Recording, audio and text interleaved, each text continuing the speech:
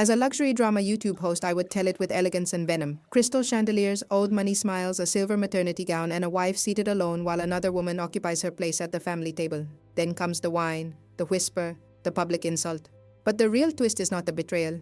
It is the entrance of the brother who sees everything, and the woman who realizes that losing their approval may be the first step toward reclaiming herself. 8 months pregnant, Eleanor graced the museum opening in a bespoke gown.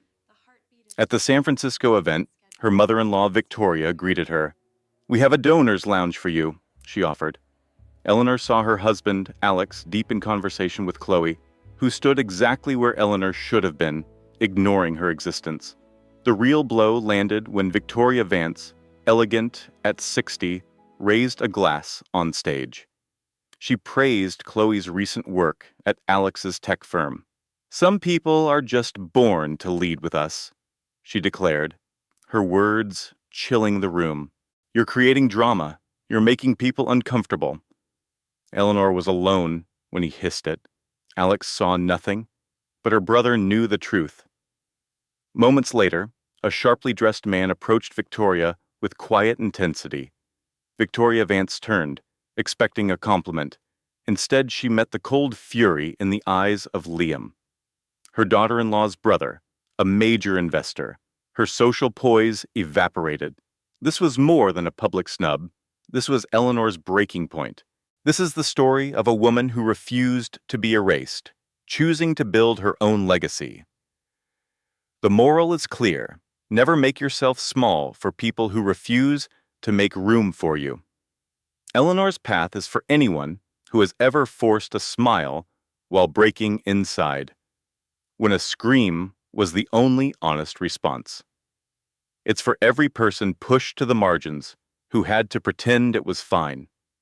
For those who invested their all, only to learn that loyalty to the wrong family costs you everything. This is no fantasy about a Prince Charming. It's a harsher reality. A moment of truth is inevitable. It can find you at a product launch, in a nursery, or in a quiet hospital room at 4 a.m. That moment will shatter you, but it will also grant you perfect vision. It will demand you leave the life you thought you wanted. If you find the courage to walk away, you will find your real home. If Eleanor's story hits you, you know this kind of power. Let us know in the comments what part of this resonated with you. We read them all. New here? Subscribe for our weekly content. Send this to someone who needs to hear this message. You know who they are. Do it now. And if this story gave you any strength, please hit the like button. It helps us reach others who feel invisible. We will see you next week. The sound of polite applause echoed through the gallery. The art museum buzzed with the confidence of Silicon Valley's elite. A cultured voice sliced through the chatter. "Eleanor, darling, I'm sure Alex told you. The main floor is simply too chaotic tonight." Eleanor Vance stood, frozen by the gallery entrance. 8 months pregnant, her feet were swelling. The custom gown was her last attempt to feel like a partner, not merely the vessel for the Vance Tech dynasty's heir.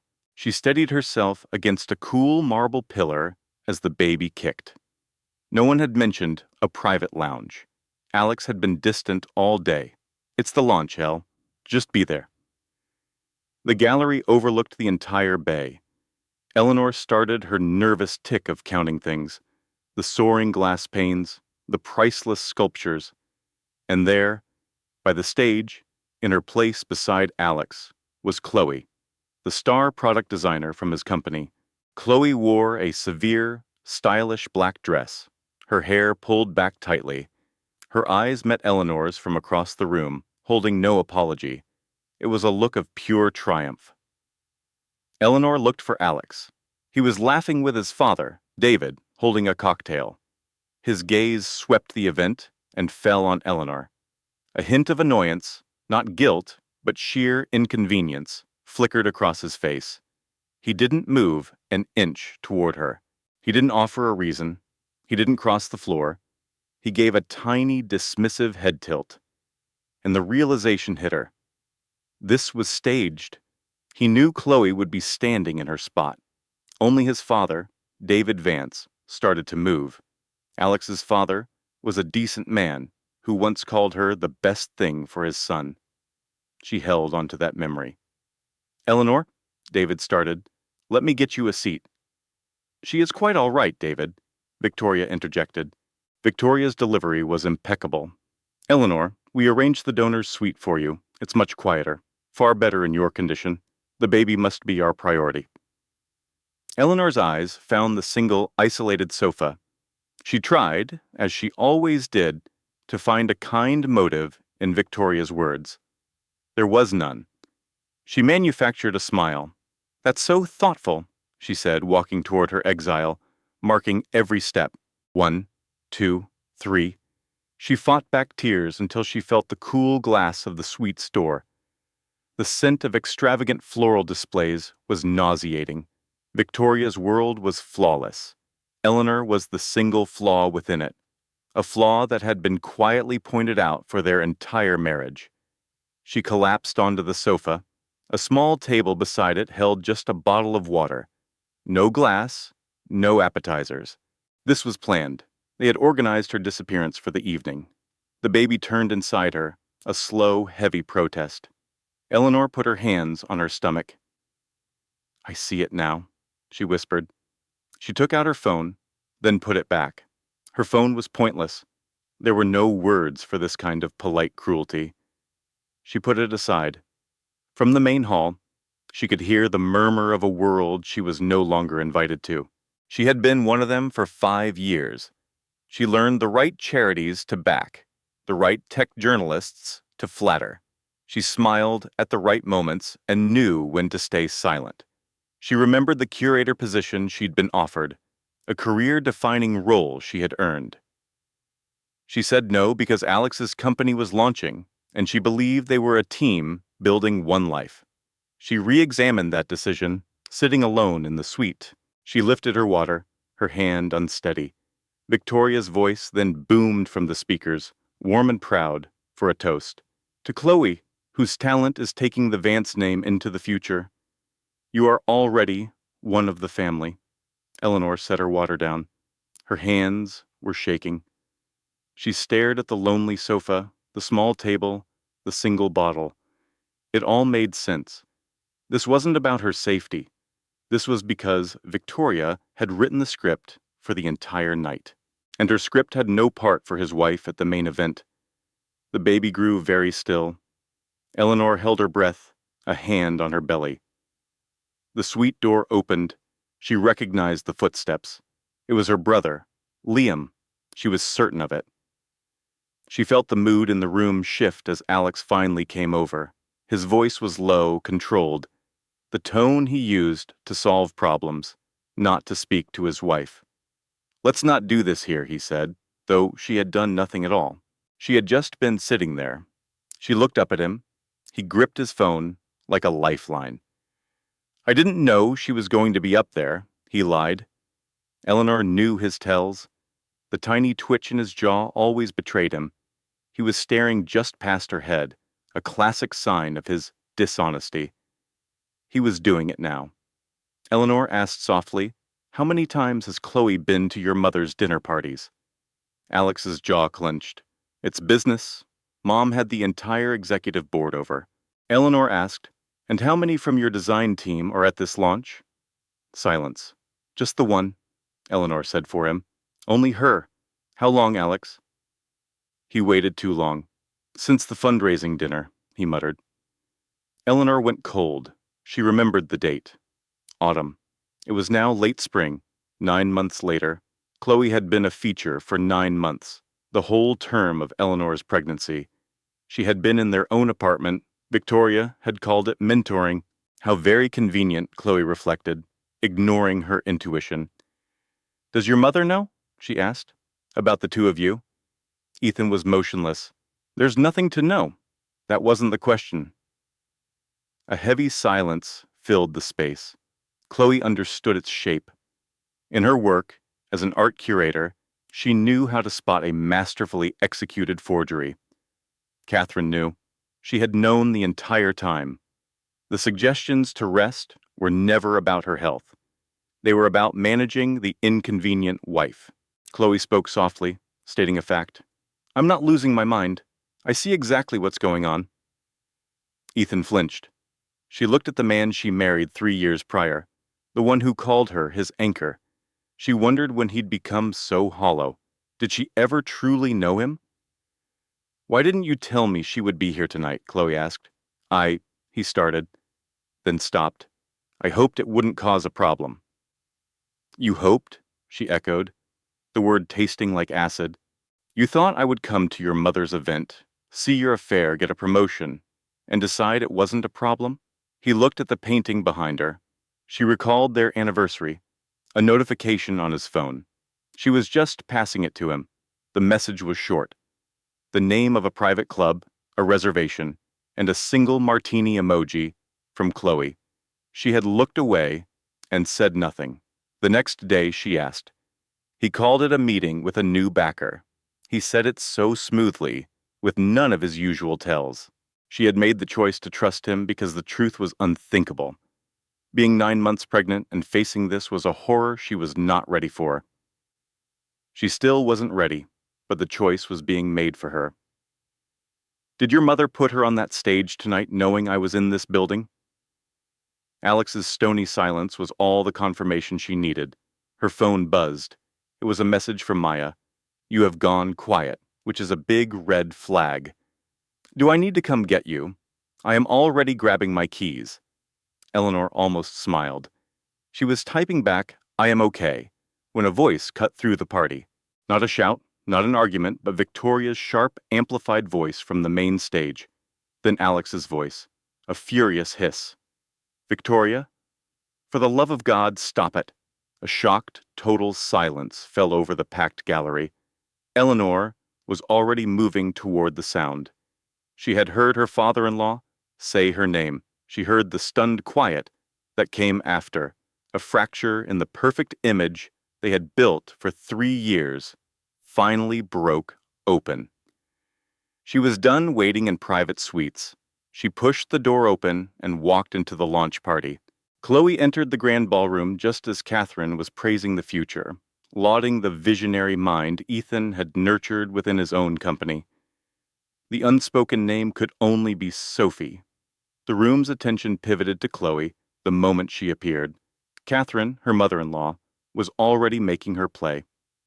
Chloe would later examine that instant, trying to see what happened just before her world fractured. She thought it was Ethan's face, waiting for him to finally intervene, to stand between his mother and his wife, a basic defense he'd failed at 100 times before.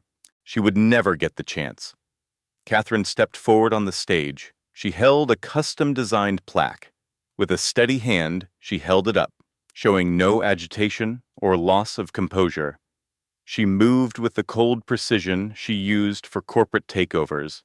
She announced the new grant for Sophie, a new company fellowship, named for the project's architect. Catherine placed it into Sophie's hands. The ballroom was dead silent. A cold apprehension, far worse than fear, washed over Chloe.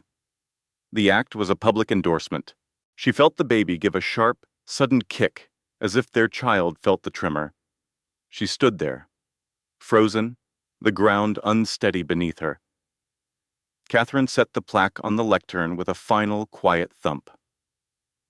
I believe it's time you went home, Chloe, she said. Her voice was level, almost detached, as if dismissing a secretary. You've caused quite enough of a scene. A scene. Chloe had been sitting quietly in an adjoining room. Ethan was still frozen, watching the fallout of his own inaction finally ignite. His face was that of a man who lit a match and was somehow shocked by the blaze. Robert, his father, was pale, like someone who had just seen a horrific crash. Sophie stood, perfectly still. Her eyes weren't on Catherine. They were on Chloe. Chloe would recall this with a terrifying clarity. Sophie's face held no triumph, no satisfaction. Across the room, amid 100 stunned guests, her expression was one of profound shame. Chloe scanned the faces, and then she laughed. It wasn't a broken noise. It was the sound of someone finally seeing a harsh, overdue truth. She turned and left the ballroom. She walked through the foyer. She retrieved her wrap from the coat check. She always knew where her wrap was. Her mother had taught her that at 17.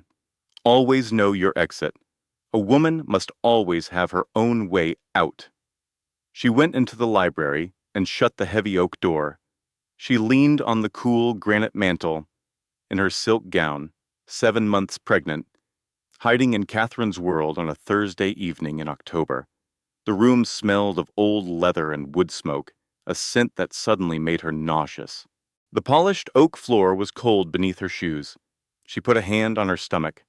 The baby turned, a slow, deliberate motion this time, a quiet reassurance, as if her son were saying, I am here with you. We are strong. We're strong, Chloe whispered. To her son, to the silent room, to herself. She just stood there, breathing steadily. She watched 2 minutes pass on the grandfather clock. That was all the time she would give it. Then she reached for her phone. 4 missed calls from Jenna. She called her back. Chloe. Jenna's voice was sharp. You disappeared. You sound strange. What was that? She told everyone. She knows everything. I'm hiding in a library. My entire life just imploded.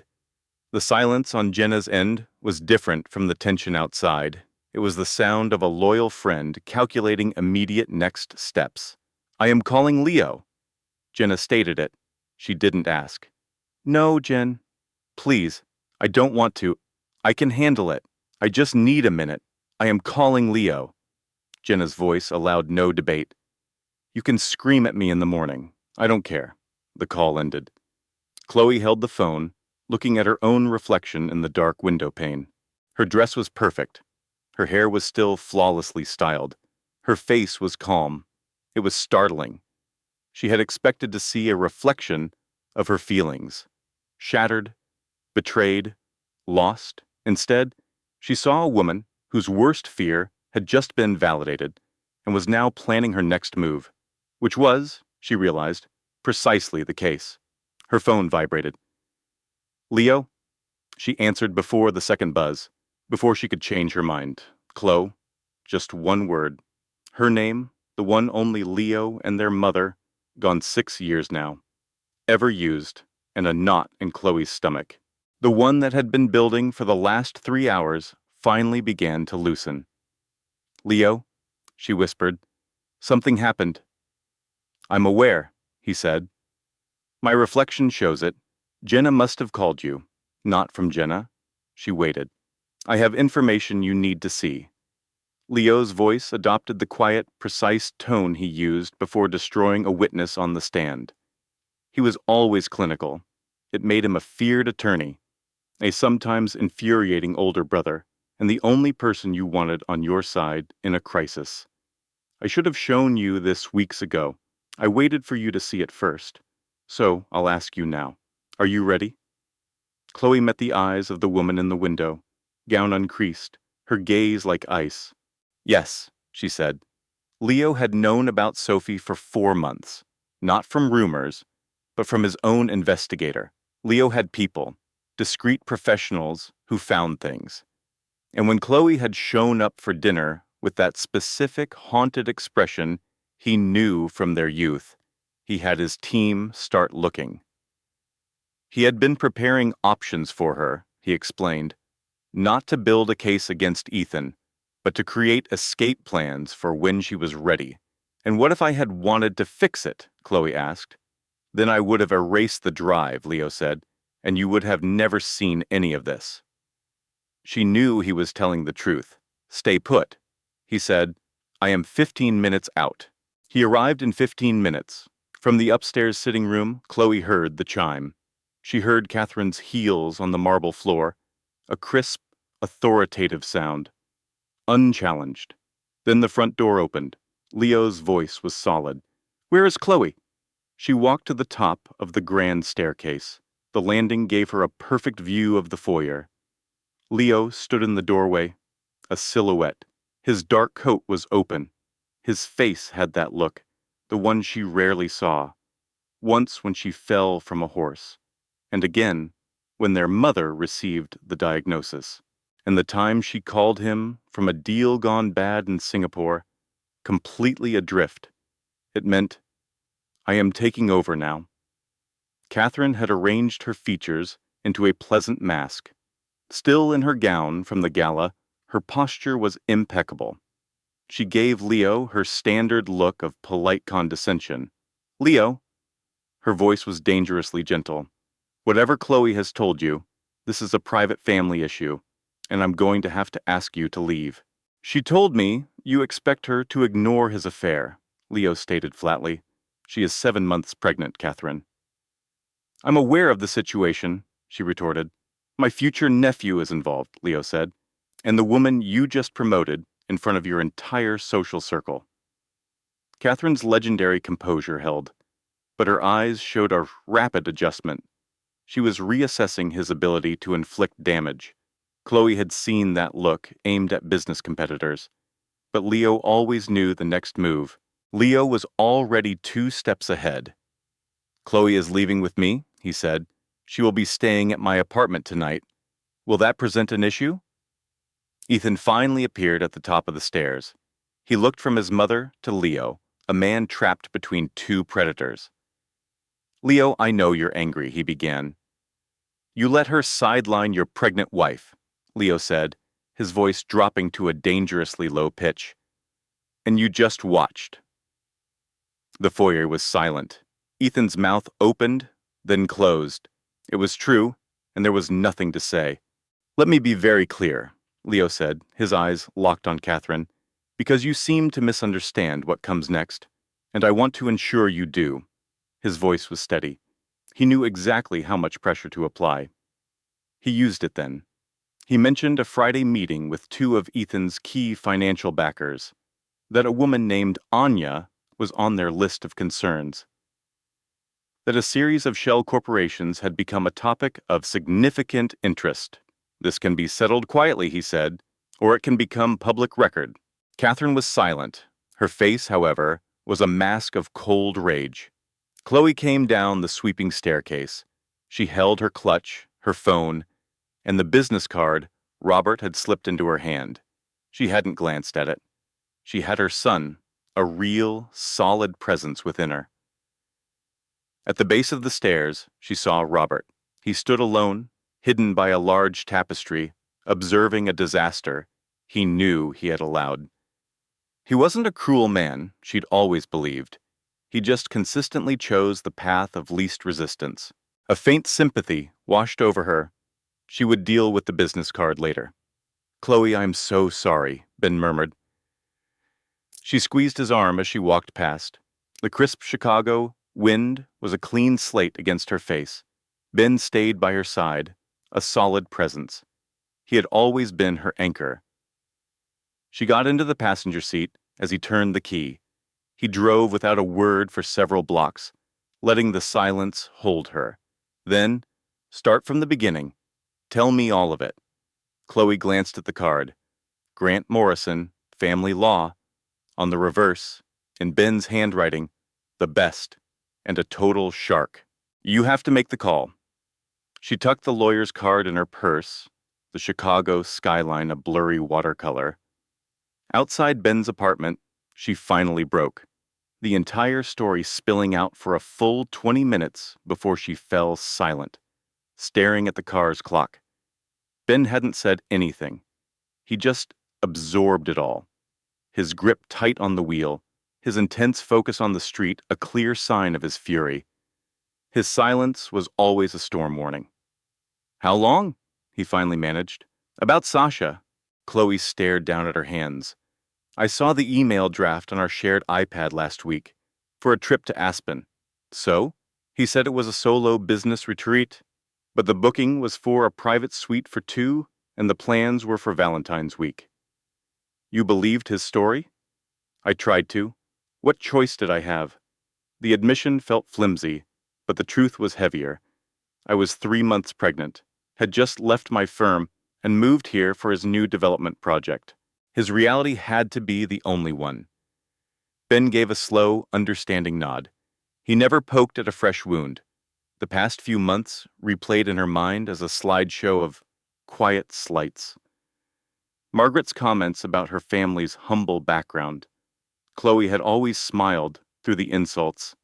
She had lied to herself with the same desperate hope she'd felt when the pregnancy test turned positive. She remembered Julian's expression when she told him, a brief flash of something unreadable, then the perfect polished smile. Not, we're having a baby, but I have to let my mother know. It was his narrative to control. Then came the late nights, her scrolling through Sasha's Instagram, piecing together a timeline. She admitted the nightly ritual to Ben. His jaw tightened. You've been carrying this alone, he stated, his voice devoid of emotion. I just wanted to be sure, to feel strong enough to face it. I get it, he said, his voice softening slightly. She rested her forehead against the cool glass of the passenger side window, the city lights shimmering below. This isn't what I deserved. It was a statement, not a question. I knew something was off. I just felt trapped. Ben's only response was, yeah. Inside his loft, the space was a reflection of him. Minimalist, functional, and organized. It was sparse, yet comforting. He started a kettle for the peppermint tea he always kept for her. He'd had it on hand ever since a rough patch she'd gone through in college. She collapsed onto the worn leather sofa, holding the warm mug. The baby delivered a slow, determined kick. Chloe placed a hand over her belly. Someone's awake, she whispered. Ben sat opposite her, his gaze landing on her hand. A fierce, protective anger hardened his face. Takes after their mom, he said. They sat in a shared quiet, with the city's distant hum as their only sound. Her phone buzzed on the end table. Julian. The name glowed on the screen. Ben's gaze darted to the phone. She turned it face down, dismissing the notification. He thinks you're coming home, Ben said, his tone flat. He thinks I'll make this go away, she countered. Looking into her mug. Oh, I always do. Not this time. Ben met her eyes. So what do you want, Chloe? He asked. And for once, she didn't have an answer ready. She let the question settle in the quiet room.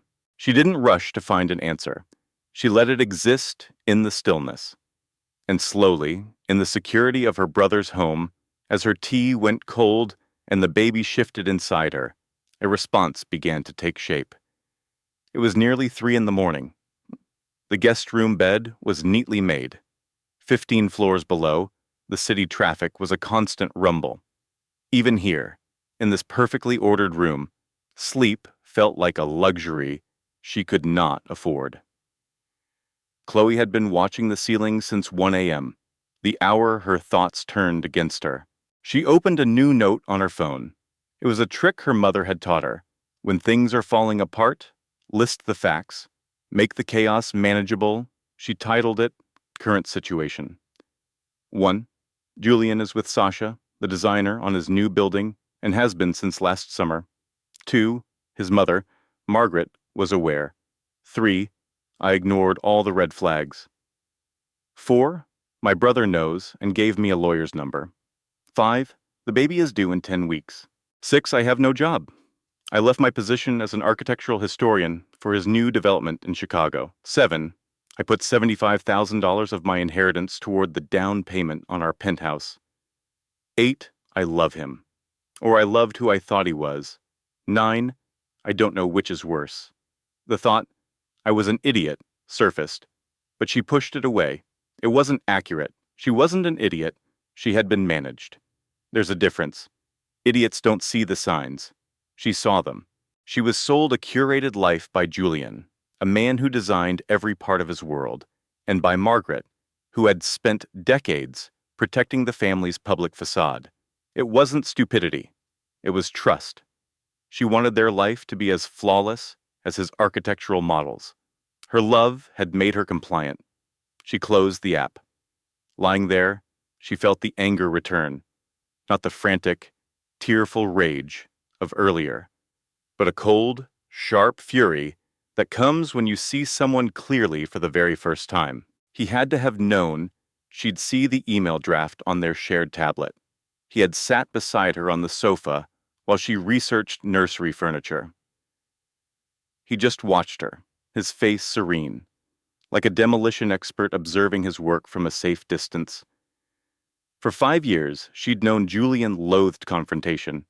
She had always been his mediator, handling Margaret's demands and smoothing over issues with difficult investors. She was done being his shield. She was done making his world easy at her own expense. She realized now that in the quiet, peaceful bubble she had built to keep him content, something else had taken root. By making herself smaller to accommodate his ambition, she had left a void, and Sasha had simply filled it.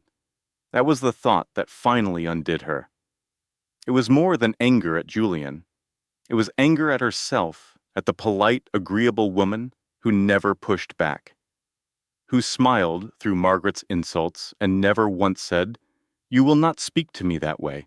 That woman was gone. At 4 a.m., a new fear arrived. She hadn't felt the baby kick in hours. She knew it was probably nothing. The book said fetal movement could slow down, and it wasn't always a sign of trouble. She held her breath, waiting. A minute passed, then another. Nothing. She pressed a hand to her stomach. "Come on, little one," she whispered. "Just give me a nudge."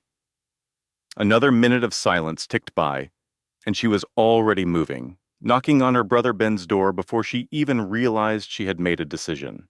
She had told herself she would face this on her own. That was the new rule. But her own body had other plans, her knuckles hitting the wood out of pure, primal fear. Ben opened it instantly, fully awake. "I haven't felt a kick," she said, her voice shaking. "It's probably nothing." "I know, but I need to go." Ben just nodded. "Get your coat." He was dressed with keys in hand in under a minute. The emergency room was sterile and eerily quiet at 4:45 in the morning. The overhead lights were harsh. A silent news program flickered on a corner television. The nurse at the reception desk offered Chloe a weary, rehearsed smile she probably used 100 times a shift. By 5:10, they were in a bay separated by a curtain. Dr. Evans, Chloe's OB, arrived at 5:15. She was a calm, capable woman in her 50s, exuding a competence Chloe had always found reassuring. Dr. Evans did the ultrasound herself. The screen flickered to life, and a steady rhythmic pulse filled the small space, strong even, at 144 beats per minute. "There's your baby," Dr. Evans said softly. "Very active, just turned over. Their back is facing your front, so you aren't feeling the little punches." Chloe stared at the monitor, at the image of a perfect tiny spine and the flutter of a small hand, a life that knew nothing of secret emails and the men who wrote them. The tears came without warning. They were tears of immense relief, undoing the tight knot of fear in her stomach, but also tears for a deeper sadness that had been building for months. She cried quietly, the way you cry when you know you can't afford to completely fall apart. Julian slipped quietly from the room. Dr. Evans sat on the bed's edge, waiting patiently. "I'm so sorry," Ava murmured. "I thought everything was fine. Then I just couldn't." "You did the right thing," the doctor cut in gently. "You always call. I don't care about statistics. Stats don't matter when you're alone in the dark." Ava managed a weak smile. "You know, anxiety is physical," Dr. Evans said.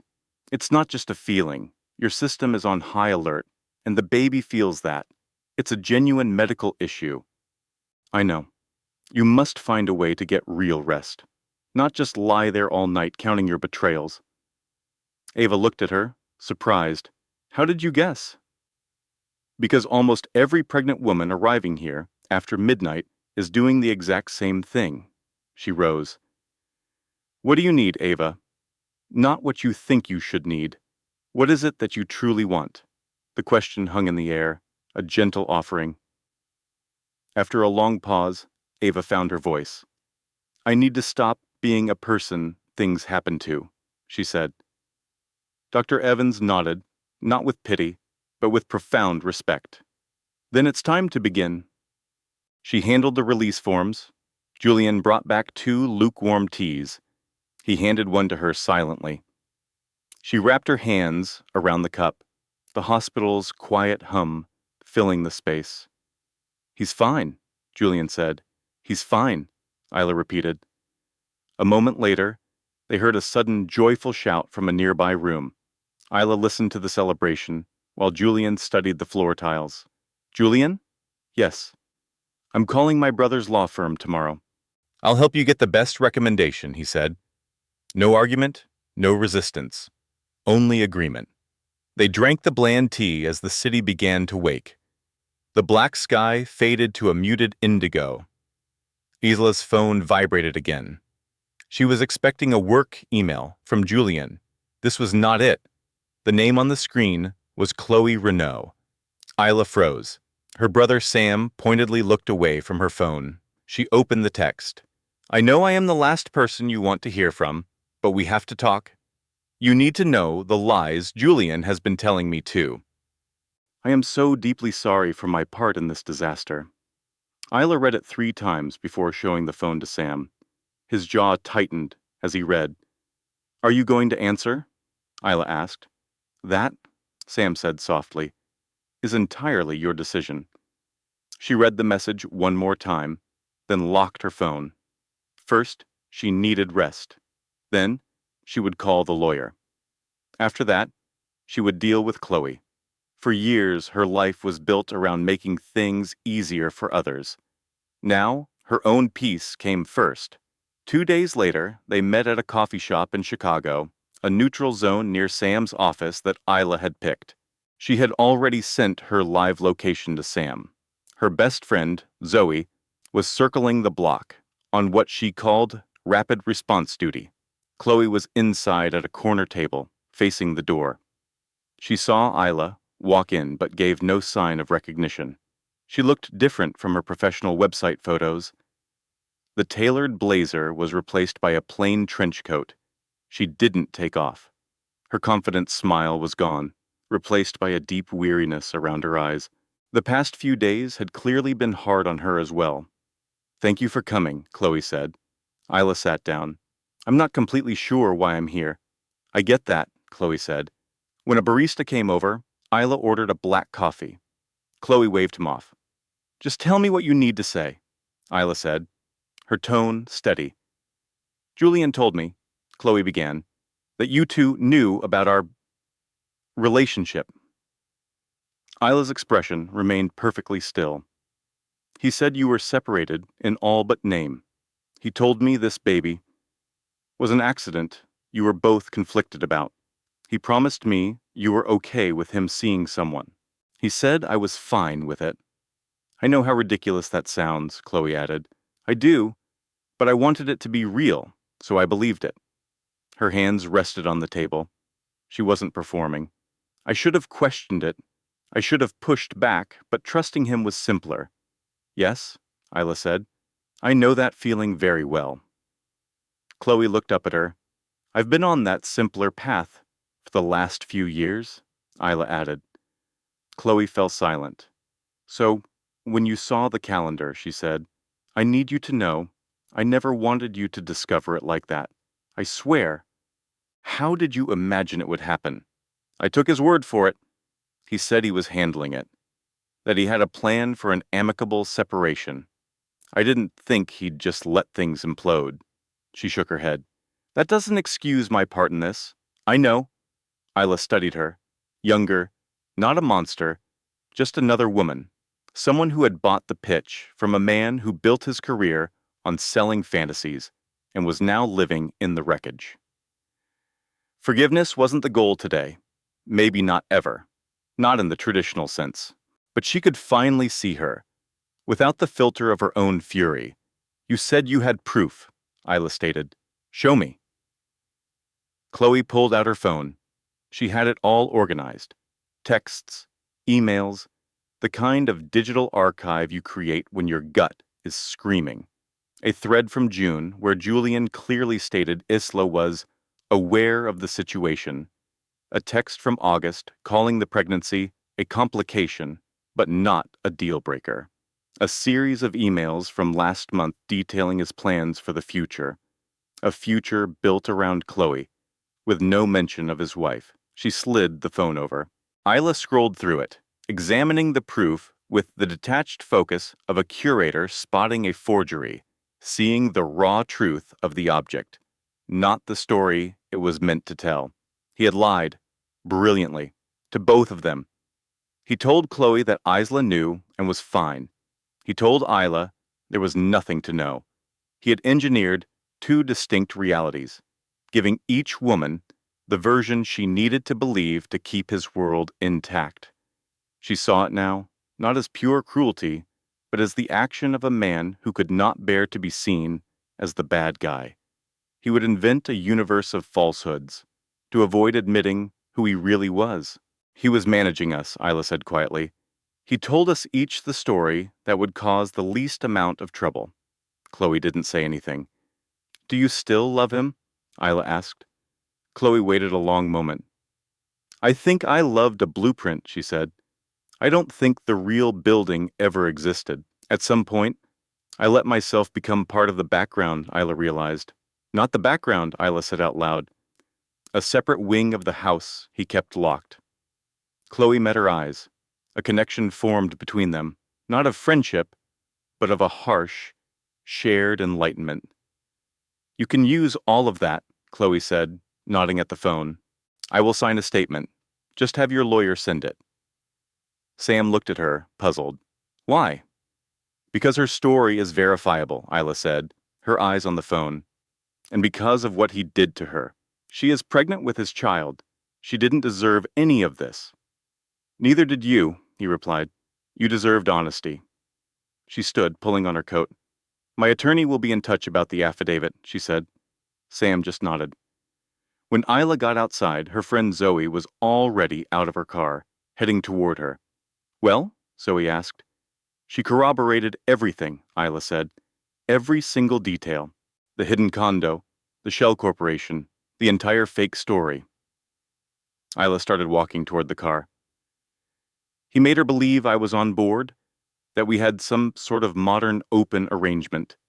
Zoe was quiet for a few steps. Okay, my head needs a minute to process that. Take your time? I'm taking it, she said, stopping on the sidewalk. Right. How are you?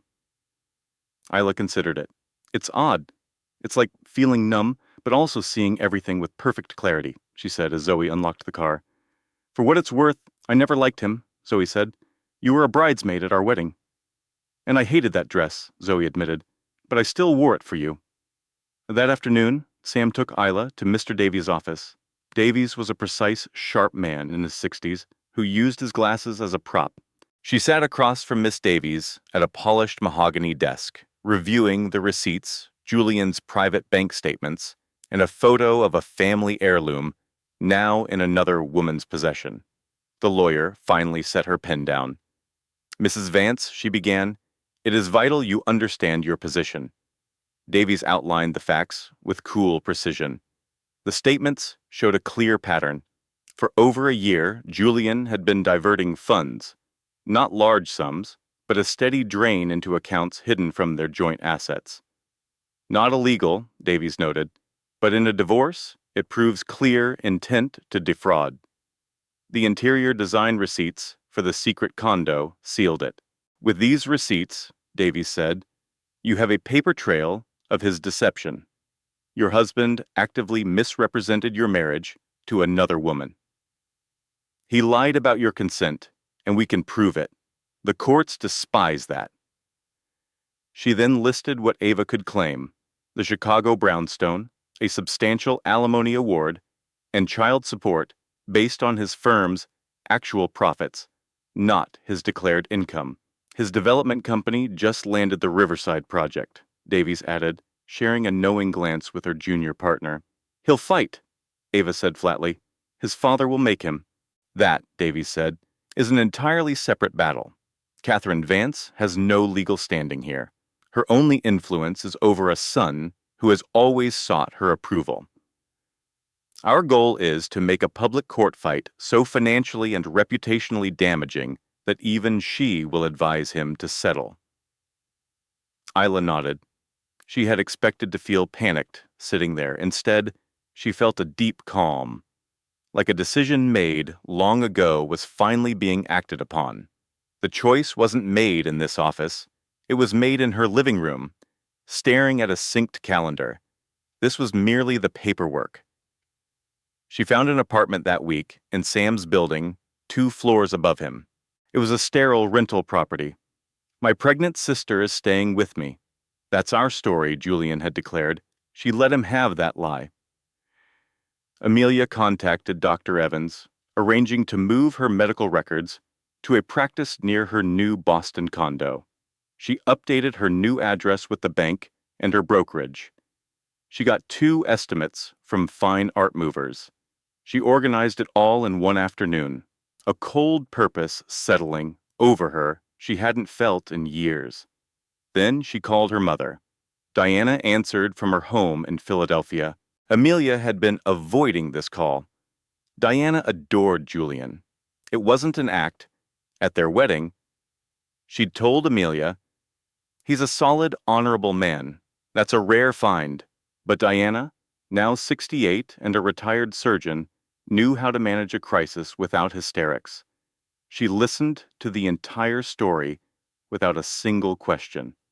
After a beat of silence, Diana simply stated, "I'm on my way. Mom, you don't have to. The flight is already confirmed.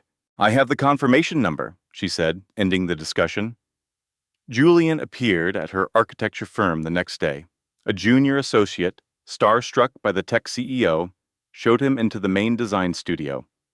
Amelia met him there, in that open space where she could easily walk away.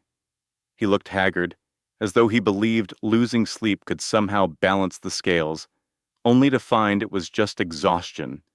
"Can we please talk?" he begged. "We are talking," she said, her voice like ice. He collapsed onto a nearby stool. "I do love you, Amelia." She held his gaze. "I know that," she replied. "I've never doubted your feelings." He seemed to relax at her admission. "But I have been thinking," she continued, "about a love that offers no real security. A love that exists alongside profound deceit and puts convenience before character." She looked down at her hands. "I know the feeling is genuine. It's just not a foundation for a life." "You stayed silent," Amelia said, her voice quiet, but sharp. "At the Innovators Gala, when your mother introduced her. You allowed Catherine to dismiss me when I was carrying our child. You just let it happen." He had no defense. None existed. His eyes confirmed it. That knowledge brought her no joy, only a grim sense of finality. "You will cooperate with Marcus," she said. "For our son, I won't make this a spectacle." Her hand went to her stomach. "But we are done. That is not a point for negotiation." Julian stared at the polished floor and nodded. His gaze, full of shame, finally met hers. "Amelia, I am truly sorry," he said. "I know it fixes nothing, but it's the truth." "I know," she said, turning away. She didn't sleep. Her mother, Diana, was flying into Logan Airport tomorrow. The art movers were booked. Her first strategy session with Marcus was on Friday. 100 details demanded her focus. In the stark white kitchen of her new condo, she opened the empty cabinets. At 2 in the morning, she started to unpack. All 8 cupboards, the cutlery drawer, and the top shelf, her pregnancy making it hard to reach the lower ones. Boston's city lights glittered while her mother slept in the guest room. She began arranging her architecture books by color, an act of control she'd never needed before. Tonight, it felt essential. She was on the gray section when Marcus's name lit up her phone. "It's 2 a.m., she said. "I know. Are you organizing?" "Alphabetizing my drafting tools." A short, knowing silence. "Of course you are."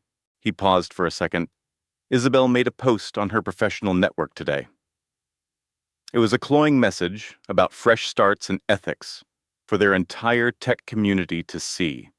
Amelia gripped a heavy design monograph. "I saw.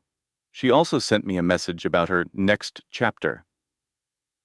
Richard left their family dinner after 10 minutes. He called my office this afternoon. Amelia froze. My father-in-law contacted you, she repeated. Yes, he has made his position clear. He's willing to provide a sworn declaration, Marcus went on. And something else. You should probably sit down. I'm fine. Amelia, please sit. She sank to the floor, her back against the bookshelf. An analyst from Isabel's group sent a screenshot from a company Slack channel. He was disturbed by the ethics of it. Amelia stared at the foil stamping on the book's spine. It's just a few messages, Marcus said gently. She only had to see one, a couple of chat bubbles. It was Isabel, telling a coworker about the private jet Julian had chartered for her. Her tone was triumphant, calling Amelia the placeholder. It's time for him to be with someone who can actually keep up, she wrote, posting a link to the flight itinerary. Amelia handed the phone back. There was no victory, only a quiet, heavy sorrow, like watching a storm you knew was coming finally break. So what's our move? She asked. Nothing, Marcus said. We do nothing. The analyst already shared it with a few others. The post and the chat log are making the rounds. Isabel is trying to delete everything, but people have copies. The damage to her career is done. Amelia nodded, taking it in. She thought about Catherine. For 4 years, she'd sought her approval, minimizing her own accomplishments to soothe Catherine's ego. She realized now that she was never the problem. Amelia was just an obstacle to Catherine's grand design for her son. No amount of deference would have changed that. The proof brought no satisfaction, only a fleeting moment of pity. Richard delivered the files to Marcus the next morning. The documents detailed a holding company, showing a pattern of diverted corporate funds going back more than a year. It wasn't illegal, but it was profoundly deliberate. A methodical transfer of wealth for a separation Catherine was engineering before Amelia knew a thing. While Amelia was designing a nursery and smiling through Catherine's condescending remarks, her mother-in-law was ensuring Amelia would be left with practically nothing. Marcus showed the records to Julian, leaving out Richard's involvement. Julian sat at the conference table, his face white as he looked through the papers. He looked up, his voice a ghost of itself. She always said, "You weren't one of us," he admitted, "that our life would eventually be too much for you." Marcus asked, "And what did you say?" Julian's silence was the only answer needed. Marcus made a note. The analyst from Julian's company signed his affidavit easily, texting Amelia afterwards, "Wishing you the best." Amelia texted back, "Thank you." They didn't speak again for years. Catherine's number appeared on her phone 3 times that week. Amelia let it go to voicemail. She let Marcus be her shield against the fallout. The final meeting was 2 weeks later in his downtown Boston office. Catherine and Richard, Amelia and Julian, with Marcus moderating. Catherine looked frail, her ironclad posture replaced by a weary slump. She looked straight at Amelia. "What I did was unconscionable. I apologize." The apology was clipped, and it clearly cost her a great deal. Amelia saw what it took. She didn't say, "I forgive you." That felt impossible. Instead, she offered, "Thank you." It wasn't an olive branch. Amelia was a realist. It was an acceptance that one cannot financially devastate another person and walk away clean. That acknowledgement would have to be enough. Julian accepted every term Marcus proposed. He didn't fight over the condo. He did not contest the financial terms. His new lawyer was a sharp woman who recognized a losing battle. The divorce was done with a swiftness that was both shocking to Amelia and a visible relief to Julian, who perhaps hadn't realized the weight of his own secrets. He seemed more himself once the lies were gone. She could see that without any desire for a reunion. The baby was born on a Tuesday, March 31st, 6 weeks after she'd found the flight booking. 3 weeks after the financial documents came to light. At 7:42 a.m., Marcus was in the hospital lobby. He'd been there since 4 in the morning and hadn't once looked at his watch. Sophie was there too, with a bag of granola bars, a tabloid, and a curated playlist. Diana, her mother, was in the room with her. Amelia had asked her to be there. Her mother had arrived 2 days early, renting an apartment 1 floor down from hers. She never said, "I knew he wasn't right."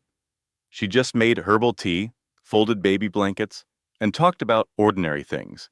Her new orchid, a novel she was reading, the neighbor's fluffy dog. Amelia understood this was love in its most potent form, the simple act of holding someone's world together when it was breaking apart. Julian was in the waiting area. He had come as soon as Sophie called. He stood in the doorway and saw his son. An overwhelming emotion washed over his face. Not guilt, not sorrow, but a pure, untethered wonder that existed outside all the wreckage. Just the fact of this tiny person. He's here. My son. What's his name? He asked, his voice low. Oliver, Amelia said. Oliver James? He gave a single nod. It's a good name, he said. Amelia looked at him and knew he would love this child. For all his failures with her, he would be a devoted father to his son. On that one piece of solid ground, she could rebuild. It would be hard. It would be the most difficult thing she'd ever done. But she could see the shape of it. A life built around Oliver's well-being, with enough careful space between his parents to keep things level. She brought her son home on a Thursday in April to the condo not far from Marcus's office. The room smelled of the fresh lavender her mother brought, a welcome change from the sterile orchids Marcus always insisted on. She gently placed Oliver in the cradle she'd built, in a room painted a calming blue. The steady hum of Chicago buzzed outside. Downstairs, her mother, Helen, was ready to help at a moment's notice. This was her new reality, a fact she didn't need to overthink. In the sunlit room, she watched her newborn son.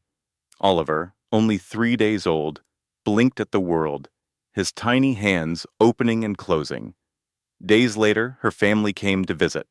Her brother Leo arrived with armfuls of food, his silent way of offering support. His wife, Mia, made herself at home on a floor cushion.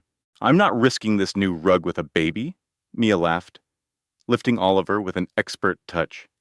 Her mother claimed a reading chair, now universally called Nana's Corner. And then there was her father, David. His presence was a surprise, but a welcome one. He was the first from Marcus's circle to truly help her, finding her a lawyer and securing her finances after leaving that last horrible family dinner. He was finally making up for years of taking the path of least resistance. She couldn't resent him for it. The support was overdue, but she would accept it now. Standing by the window, he held Oliver, his expression one of pure wonder. The calculating businessman was gone, replaced by a grandfather lost in his grandson's gaze. When David offered a finger, Oliver's tiny hand gripped it tightly. Can I get you some water? Leo asked from the kitchen doorway. Just a small glass, Clara whispered, her focus on the baby. She's barely eating, Mia noted quietly. It's good she's drinking something, Leo replied softly. Marcus's assistant called again, her mother said from her chair. What was the excuse this time? Clara asked, her voice flat. He's claiming it was a misunderstanding, Helen reported. Of course he is, Clara said, without a trace of surprise. A genuine small smile touched her lips. It wasn't happiness, but the beginning of it, a feeling of safety, like finding a patch of sun on the floor. The baby stirred, a secret language just for her. Her brother and his wife chatted softly nearby. Her father watched her with quiet concern. She realized she'd nearly missed this genuine warmth, trapped in that cold, empty life. She once thought leaving her marriage meant giving up her entire world. But in that Chicago high-rise, she was just another part of the decor. This small apartment was hers. This family was her foundation. She didn't have to perform or manage anyone's emotions. She could simply be. When the baby fussed at 3 a.m, she sat in the stillness of her childhood room, hearing the quiet breathing of her family down the hall. The silence brought back the memory. An urge rose to open the drawer, to pull out the cufflink, to reread the delicate script on Simone's note. Then stop. She fought it. There was nothing more to learn, no reason to revisit the proof, no use wishing the story was different. That single engraved cufflink from their Aspen trip said it all. Only the sound of her own breathing broke the quiet.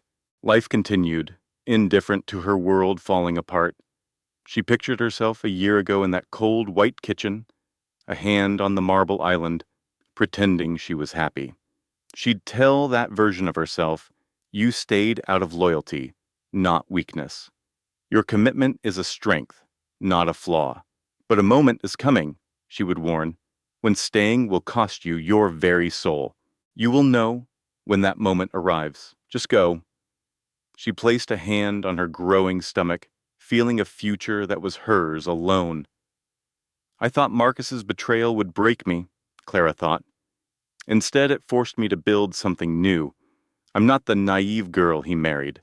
I'm not the curator who put her ambitions on hold for him. I am becoming someone else now. People think you go back to who you were, but that person is gone forever. The past is a different country. You can't go back, and you wouldn't want to. This isn't a retreat. It's a new beginning. Lying in the familiar bed of her youth, she knew that gilded cage was never really locked. I just had to find the courage to leave. She felt the baby settle, a soft, contented flutter, a new life getting ready for a new world. Clara closed her eyes, the phone lying untouched on the nightstand. The house felt safe around her.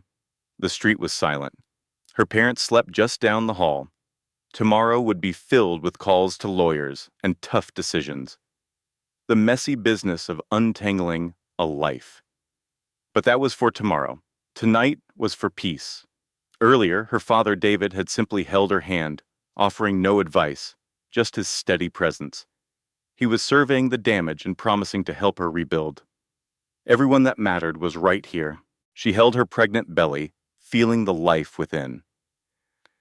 The future was a blank page, but it wasn't scary. For the first time in what felt like a lifetime, she was truly present. And she knew that wasn't just enough. It was everything. Note: this story was crafted by our team to explore real emotions for our audience. Every detail was chosen to reflect the complex challenges individuals face.